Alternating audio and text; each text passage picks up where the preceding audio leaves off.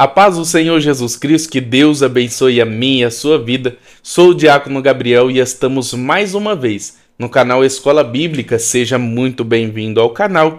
Estamos estudando a lição dos adultos, cujo tema é a carreira que nos está proposta, o caminho da salvação, santidade e perseverança para chegar até o céu. O comentarista da lição é o pastor Osiel Gomes, pastor presidente em São José Luís do Maranhão. Fique até o final do vídeo que nós seremos edificados pelo poder da palavra de Deus. Pastor André. A paz do Senhor, meus amados irmãos. Obrigado, Diácono Gabriel. Com alegria na alma estamos na lição de número 13, a última lição desse trimestre, porque o próximo está imperdível. Vamos estudar o governo de Deus sobre a família, Ruth e Esther. Vai ser imperdível. Eu conto com a sua presença aqui no canal. Mas a lição de hoje é a cidade celestial, né? O destino de todo crente, cujo texto áureo vai nos ensinar em Filipenses capítulo 3, versículo 20, mas a nossa cidade está nos céus, onde também esperamos, aleluia, o Salvador, o nosso Senhor Jesus Cristo. A verdade prática nos ensina. A cidade celestial é o alvo de toda a nossa jornada, que se iniciou com o novo nascimento, quando aceitamos a Jesus, e se consumará com a entrada pelos portões celestiais. Louvado seja Deus. A introdução nos ensina que o cristão tem como conhecimento as Escrituras e sabe muito bem que o nosso destino não é apenas neste mundo. 1 Pedro 2,11 nos ensina que nós somos peregrinos e forasteiros nesta terra, ou seja, apenas de passagem. Estudaremos a respeito do paraíso eterno nesta lição, a cidade celestial. Eu já passo o primeiro tópico, paraíso eterno, que é o paraíso ao diácono. Glória a Deus. O que é o paraíso? Nós que somos crentes lavados e remidos no sangue do Cordeiro, acreditamos que é um lugar aonde a gente vai ir e morar com o Senhor pela eternidade. Aqui na lição vai dizer, a primeira definição que podemos mencionar do paraíso é o céu como a morada de Deus, como a morada dos anjos e também dos salvos. Glória a Deus, aleluia. Paulo, ele faz menção desse paraíso. Paulo, ele fala se referindo ao terceiro céu. Quando lemos 2 Coríntios capítulo 12, versículo 2, 3 e 4, Paulo, ele fala, conheço um homem em Cristo. Paulo, ele fala se referindo a ele mesmo. Conheço um homem em Cristo, que há 14 anos, se no corpo não sei, se fora do corpo também não sei, Deus o sabe, foi arrebatado até o terceiro céu. E lá ele ouviu coisas inefáveis que ao homem não é lícito falar. Então o apóstolo Paulo, cheio do Espírito Santo, ele faz menção a esse paraíso.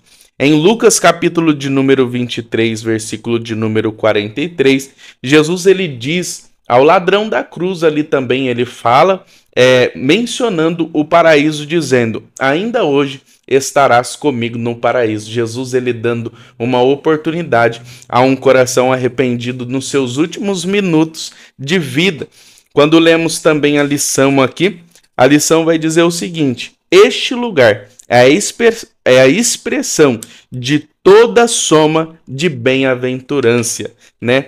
Então, a maior esperança que o crente ele deve ter, né, quanto o homem aqui na terra, é reconhecer que um dia estaremos plenamente com ele, literalmente com ele, como o apóstolo Paulo vai dizer em Romanos capítulo 8, versículo 18, que as aflições deste tempo presente não são para comparar com a glória que nos há de ser revelado. Não é para comparar com a felicidade de um dia se encontrar com Jesus Cristo. O próprio Jesus ele também faz menção desse lugar eterno em João capítulo de número 14, quando ele diz, não se turbe o vosso coração, crede em Deus, crede também em mim. Na casa de meu pai há muitas moradas, e se não fosse assim eu não teria dito, vou preparar-vos um lugar. Jesus, ele está nos preparando lugar. Há diversos versículos na Bíblia que falam a respeito desse lugar e também fala mencionando a morada dos anjos. Quando lemos João capítulo de número 1, a gente vai ver que Jesus ele tem um diálogo com Natanael e ele diz, em verdade vos digo que a partir de agora vereis os céus abertos e os anjos do Senhor subirem e descerem sobre o Filho do Homem. Morada de Deus, morada dos salvos e morada dos anjos, onde estão lá, batalhando ao nosso favor. Então, esse é o paraíso que é a morada de Deus, do salvo e dos anjos.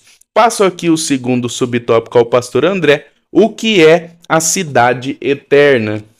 Amém, diácono Gabriel, amados irmãos, é uma pergunta, o que é a cidade eterna? E o comentarista da lição aqui, muito sábio, ele começa manifestando aqui um momento profético em que ela vai surgir, né? Ele coloca aqui os períodos, né? Diz assim a lição: depois do julgamento final, olha só, períodos, né? Após o milênio, em Apocalipse capítulo 20 descreve muito bem. Então, primeiro, após o julgamento final e após o milênio, Apocalipse capítulo 20, também após a purificação que a terra passará por meio do fogo.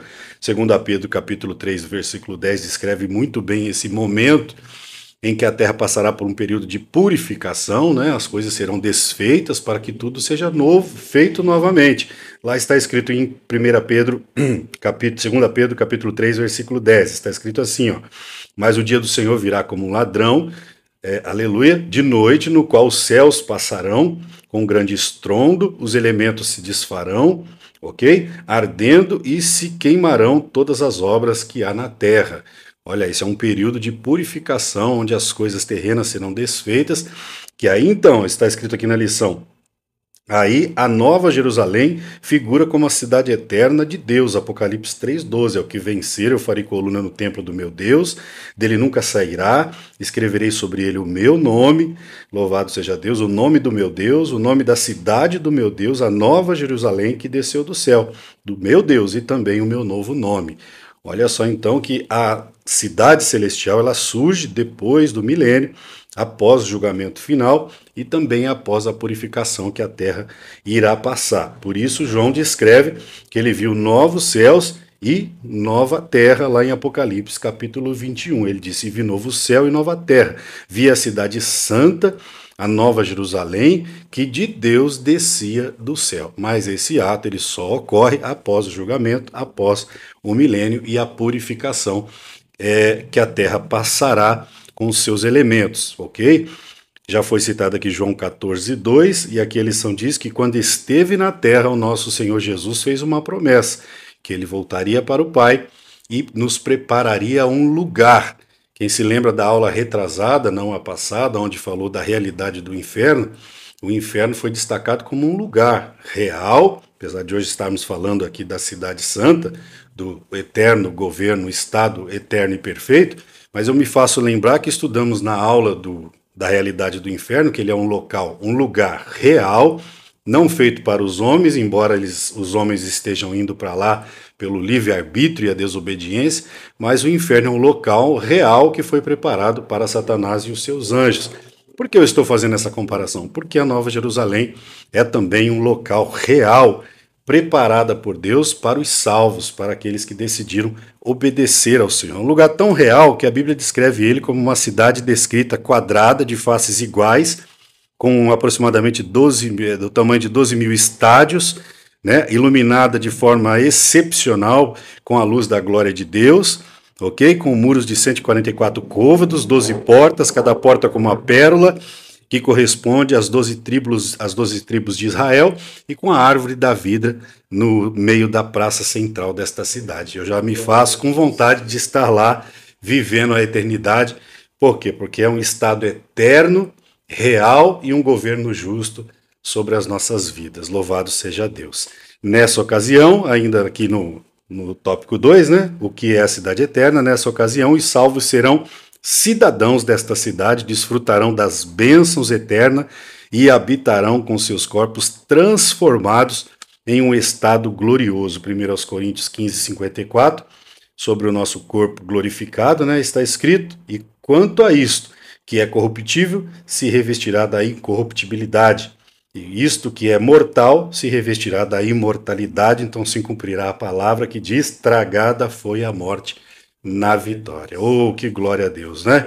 Nós vamos ver aí como seremos transformados. A cidade é santa e para entrar e habitar lá precisaremos passar pelo estado da transformação do corpo glorificado e, obviamente, todos os crentes salvos que permaneceram fiéis à palavra do Senhor receberão esse corpo glorificado para aí sim viver na eternidade com o Senhor e nunca mais ter as mazelas que temos nesses dias atuais da nossa natureza adâmica caída, onde muitas das vezes o homem é soberbo, presunçoso, arrogante, enfim, nós não teremos mais essa natureza caída, glorificado seja o nome do Senhor na nossa vida.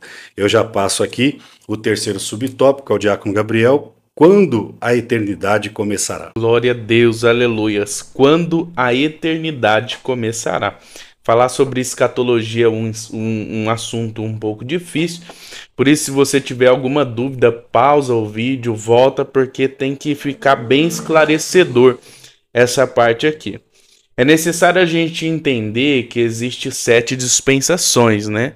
O que são dispensação? São períodos de tempo em que Deus ele trata com o ser humano. Existe a dispensação da inocência, consciência, governo humano, aliança ou abrâmica, lei, graça e milenar. A eternidade, ela só começa quando todas essas dispensações acontecer, né? Nós vivemos na sexta dispensação, o período de tempo da graça, o favor imerecido. Acreditamos nesse tempo haverá o arrebatamento. O tempo da graça haverá o arrebatamento. Em 1 Coríntios capítulo 15, versículo do 51 ao 58, vai dizer: nem todos morreremos, mas todos seremos salvos em um abrir e fechar de olhos. Né? 1 Tessalonicenses capítulo 4, versículo 16, o mesmo Deus descerá do céu com alarido, voz de arcanjo e trombeta, os mortos que morreram em Cristo ressuscitarão primeiro. Depois do arrebatamento da igreja, a gente vai ver que vai acontecer o período da grande tribulação, aonde vai ser 7 anos de tribulação, 3 anos e meio de uma falsa paz, depois vem os 3 anos e meio de tribulação, onde o anticristo se manifestará e mostrar quem ele realmente é. Marcos capítulo 13, versículo 24 em diante, vai dizer, né, que depois desse tempo, ora, naquele dia, depois daquelas aflições, o sol se converterá em trevas e a lua não dará mais a sua luz, e as estrelas cairão do céu e as potências que estão no céu serão abaladas. Então virão o Filho do Homem nas nuvens com grande poder e grande glória. Ali terminará esse período de 7 anos e depois dos 7 anos começará o milênio. O milênio, que é os 1000 anos em que Jesus ele reinará na terra juntamente com aqueles que foram salvos. Né? E quem ainda não...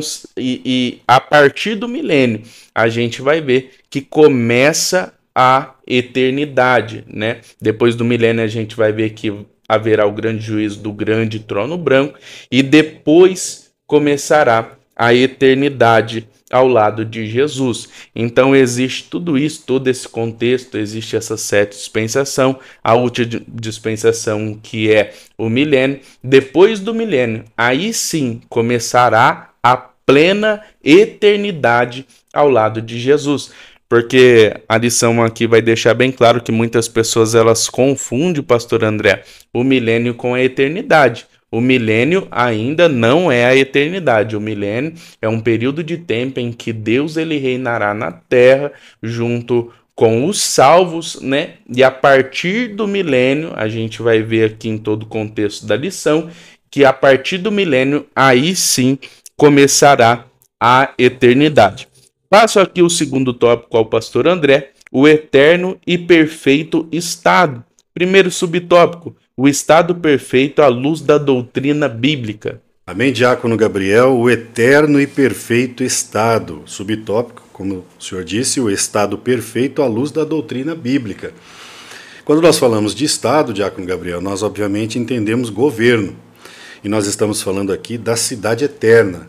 Esse tópico fala de um eterno e perfeito estado, ou seja, a cidade eterna, onde os santos de Deus, aqueles que estão perseverando aqui na palavra e na obediência, habitarão a vida na eternidade, terá também um estado, ou seja, um governo justo e perfeito. Salmos 145, verso 13 diz: O teu reino não tem fim, o teu domínio estende-se por todas as gerações. Teremos um Estado perfeito, ou seja, um governo perfeito e justo do nosso Senhor e Salvador Jesus Cristo sobre as nossas vidas. Louvado seja Deus! Sabemos que hoje vivemos num estado corrupto, a natureza humana caída, e nós sabemos que a natureza do homem caída, ela não consegue promover um juízo, um justo juízo, um justo estado de governo sobre as nossas vidas. São tantas corrupções, são tantas injustiças, mas o estado eterno e perfeito do nosso Senhor Jesus vai ser um lugar de gozo, paz e justiça da parte do nosso Senhor e Salvador Jesus Cristo. Olha o que diz Apocalipse 21, verso 4. E Deus limpará dos nossos olhos toda lágrima, não haverá mais morte, glória a Deus, nem pranto, nem clamor, nem dor, porque as primeiras coisas são passadas. Que coisa linda, né? Louvado seja Deus. Estaremos num estado perfeito e eterno, ou seja, um governo justo e perfeito para toda a eternidade, o que muitas das vezes almejamos aqui nesta terra, colocando toda a nossa fé e credibilidade, né? Lógico, não devemos parar de crer nisso, num presidente, num prefeito, num vereador, num deputado, num governador. Teremos um estado justo e perfeito, um governo perfeito da parte do nosso Senhor sobre as nossas vidas. Louvado seja Deus. A lição diz que de Gênesis a Apocalipse há um propósito, olha só, um propósito divino na consumação dos séculos, de Gênesis a Apocalipse. Ou seja, o Senhor é o Alfa e o Ômega. A palavra de Deus diz que eu sei os planos que tenho para vós, planos de bem e não de mal. Deus não estabeleceu a sua obra a esmo e diz, vou tomando as minhas decisões no decurso do caminho, não.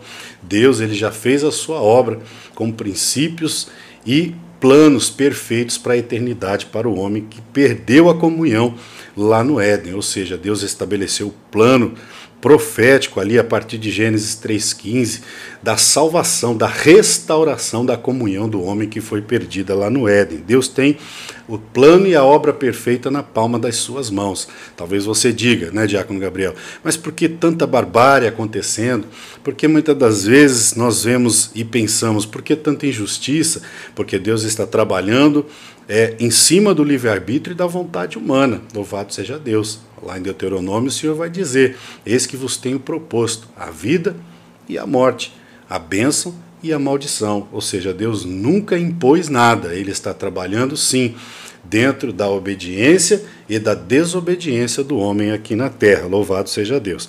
Após o milênio em que serão estabelecidos um novo céu e uma nova terra, louvado seja Deus. Neste tempo, o propósito original de Deus se cumprirá e toda a terra se encherá da sua glória. Louvado seja o nome do Senhor Jesus. Olha aí, haverá reconciliação geral de todas as coisas, em que céu e terra serão a mesma grei.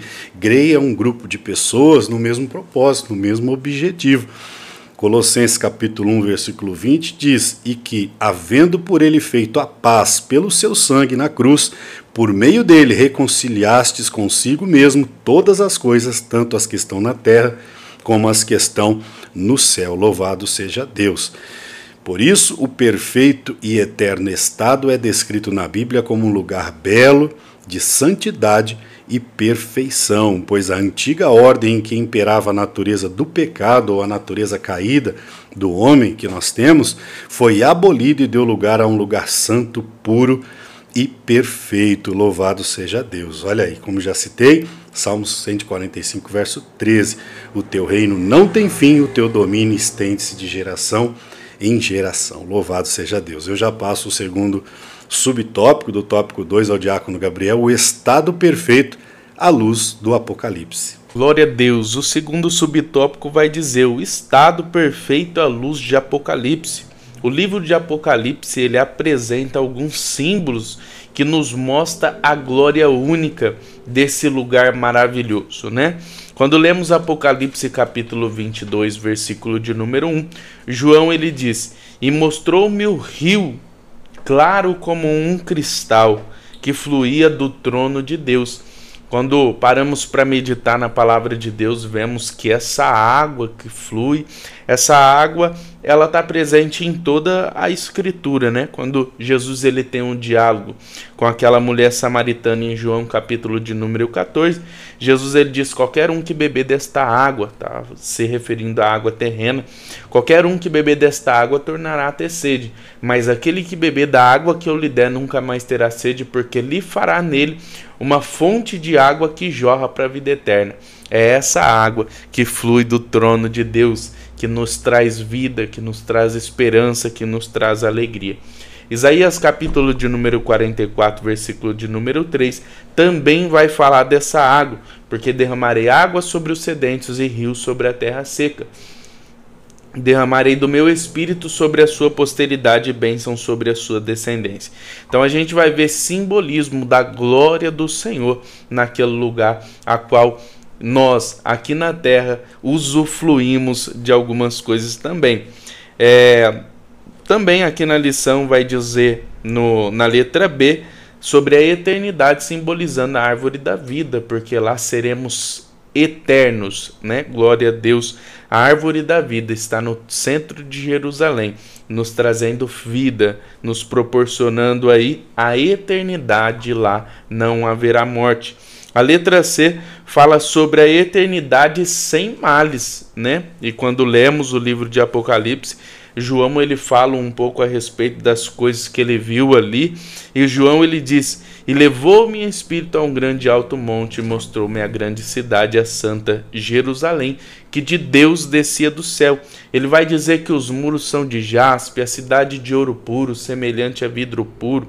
Como já foi dito aqui também, lá não necessitará nem de sol e nem de lua, porque a glória do Senhor a iluminará e o Cordeiro será a sua lâmpada. Não vai ter templo, porque o próprio Deus será o nosso templo.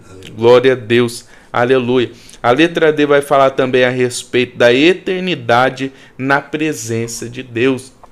Eu acho bem interessante que quando a gente estuda o contexto histórico na época de Jesus, Jerusalém ficava com as suas portas abertas na parte da manhã e na parte da tarde, né, quando estava ainda claro. Mas quando chegava a noite, as portas de Jerusalém eram fechadas. E João ele vai dizer que nessa cidade as portas não se fecharão, porque lá não haverá noite. Glória a Deus, aleluia. Então todo esse contexto nos mostra que nós, quanto homem aqui na terra, estamos usufruindo de algumas coisas do céu, como essa água gloriosa, né? E um dia seremos eternos, porque ali haverá a árvore da vida e nós seremos participantes dela. Glória a Deus, aleluia. Passo aqui o terceiro tópico ao pastor André, o estado final de todos os santos.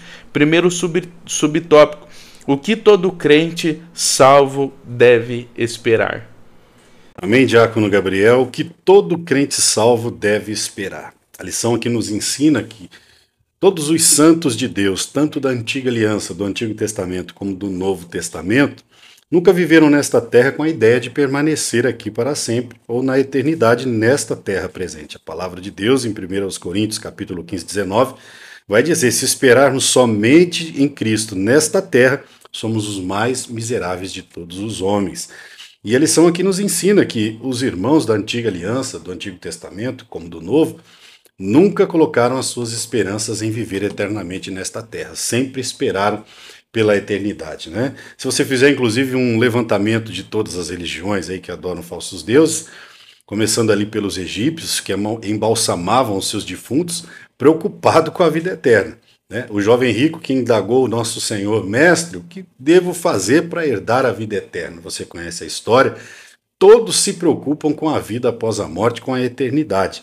E os irmãos da antiga aliança não era diferente como os da nova aliança. Lá na antiga aliança, por exemplo, Abraão vivia nesta terra, mas com a esperança também da cidade celestial, sim, o patriarca Abraão. Hebreus capítulo 11, lá no versículo 9 e 10, cita muito bem isso, que diz assim: e Abraão habitou na terra da promessa, como em tendas habitou em terras alheias, Versículo 10, porque esperava a cidade que tem fundamentos, no qual o artifício e construtor é Deus. Ou seja, Abraão estava assim sempre esperando que um dia moraria na eternidade com Deus. Louvado seja o nome do Senhor Jesus. Olha aí, Hebreus capítulo 11, versículo 16 também fala, mas agora desejavam uma melhor, uma cidade melhor, isto é, a celestial. Por isso também Deus não se envergonhou dele, de se chamar seu Deus, porque já lhes preparou uma cidade. Oh, coisa linda, louvado seja o nome do Senhor Jesus. Moisés passou por ela com essa mesma intenção. Deixou o Egito e a sua glória porque tinha consciência de algo melhor e a recompensa da gloriosa cidade eterna. Hebreus capítulo 11, o versículo 26 diz, Moisés, tendo por, aleluia, maiores riquezas, o vitupério de Cristo, do que os tesouros do Egito, porque tinha em vista uma maior recompensa. Louvado seja Deus, né? Aqui o texto deixa claro que Moisés trocou as riquezas do Egito para obedecer à chamada de Deus de ser o libertador de Israel, porque tinha uma maior esperança. Louvado seja Deus. Então não coloquemos as nossas esperanças nas riquezas terrenas. Aliás, o Senhor tem um conselho para nós. Nós devemos entesourar, guardar, investir no tesouro do céu, né? Nas boas obras, sempre pensando que nas promessas de Deus nós temos um lugar bem melhor preparado para o Senhor, para nós. Louvado seja Deus. Assim eu já passo o segundo subtópico. Viveremos todos em unidade ao diácono Gabriel. Glória a Deus. Naquele dia, né, em que estaremos plenamente com Jesus pela eternidade, não vai ter diferenças. Seremos literalmente uma unidade, né? Quanto homem aqui na Terra, a gente vai ver que há várias divisões. Rico, pobre, brancos e negros, igrejas de várias denominações, enfim, existem várias divisões.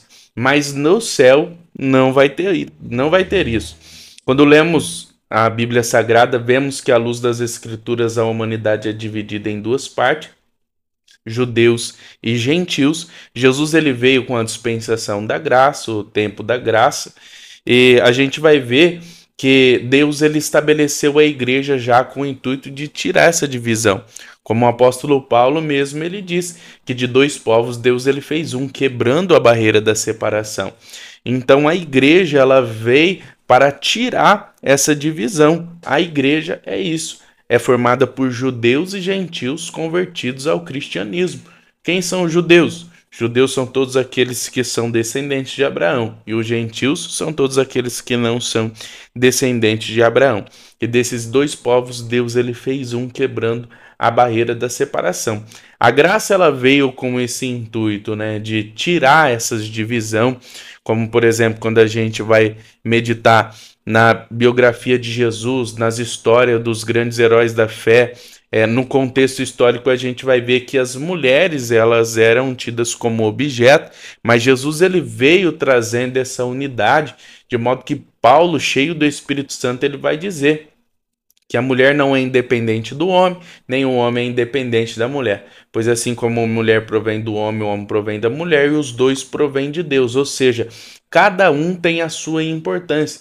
Jesus ele veio, né, com o intuito de trazer de tirar essas indiferenças, né, porque todos nós somos seres humanos e participantes da graça de Deus, né, e a gente vai ver isso em toda a Bíblia. A graça veio para trazer isso, mas infelizmente, enquanto homem aqui na Terra, nós vamos ver muito isso, né, pastor André, essas diferenças, né, de classe social, de igreja, a gente vai ver muito isso, mas quando nós formos plenamente salvos em Jesus Cristo, lá não vai ter diferença, todos nós seremos iguais em Cristo Jesus, todos nós seremos irmão em Cristo Jesus. Passo aqui o terceiro subtópico ao pastor André, finalmente em casa. Oh, glória a Deus, né? Esse desfecho final aqui é maravilhoso, né? Não temos muitas referências bíblicas aqui, mas o Espírito Santo vai me dando algumas aqui, devemos compartilhar com os irmãos. A lição diz que sabemos que a nossa morada final não é aqui, neste mundo, nem na sepultura. Prova disso é que somos denominados de peregrinos e estrangeiros nesta terra, como já falamos aos Hebreus capítulo 11, versículo 13, louvado seja Deus. Mas o Espírito Santo me faz lembrar aqui, Diácono Gabriel, o apóstolo Paulo, ele declara, né?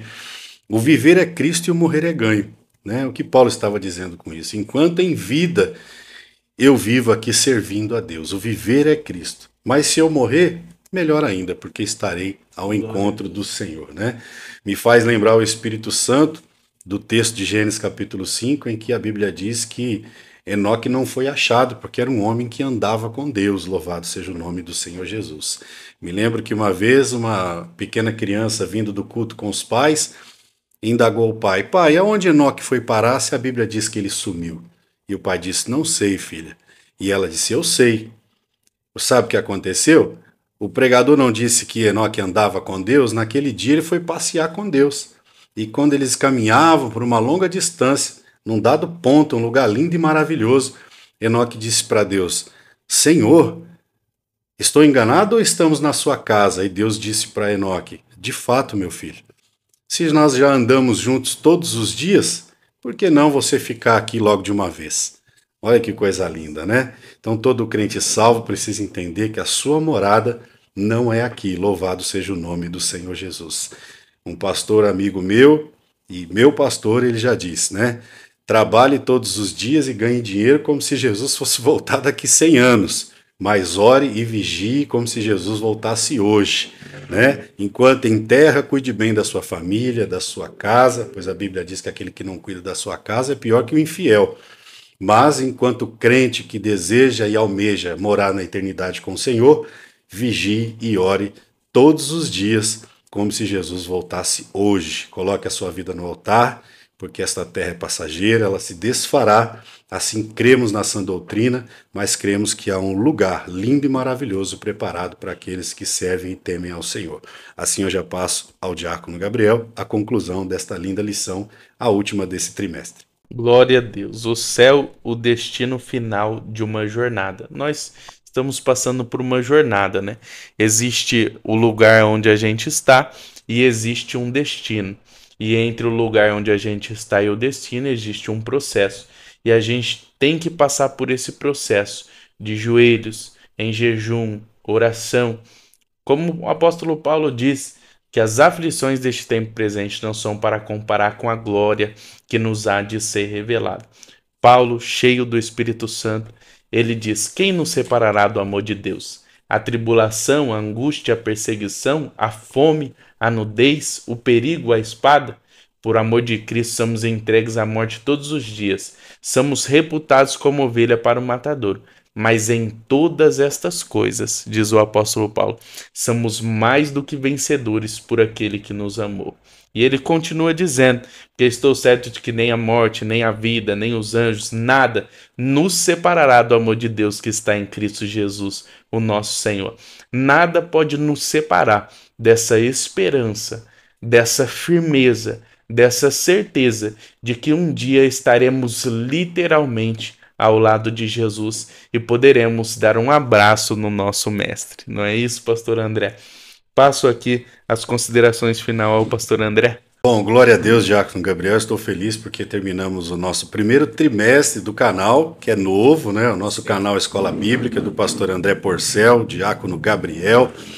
Temos aí o quê? 2 meses de canal? 2 meses e meio? É isso? Mas eu estou feliz com você que se inscreveu, que faz parte deste canal. Você que se inscreveu no canal é família deste canal também. Sim. Louvado seja Deus. Deixar um recado aqui ao pastor Aguinaldo Betti, que é um pastor que eu me espelhei muito, viu, pastor Aguinaldo? Se um dia esse vídeo chegar ao senhor, hoje, o mês que vem, no dia 6, nós estaremos no nosso EBOM, Escola Bíblica de Obreiros e Membros da Assembleia de Deus, Ministério de Minas Gerais, aqui em Ribeirão Preto. O evento será realizado lá em Pirassununga e estará conosco, né, a presença honrosa do pastor Aguinaldo Betti, né, lá do canal EBD, um pastor que eu acompanho e que sou inscrito lá no canal dele também. Vou cobrar para que ele seja inscrito aqui do nosso canal. Amém? Então inscreva-se no canal, entra lá, ative o sininho, deixe um comentário, compartilhe este vídeo com muitas pessoas, assim você estará ajudando com que a palavra de Deus, primeiramente, chegue a outras vidas, edifique outras vidas, salve outras vidas e também cooperando com a minha vida do diácono Gabriel para que a gente se fortaleça ainda mais, se dedique ainda mais para continuar trazendo conteúdos interessantes para você neste canal. Logo em breve teremos novidades neste canal, não é isso? Sim. Temos aí um projeto do Plantão Missionário, podcast com personalidades do mundo missionário, missionários que já viajaram para fora do país. Tem muita novidade, então se inscreve no canal e que Deus abençoe a minha e a sua vida em nome de Jesus.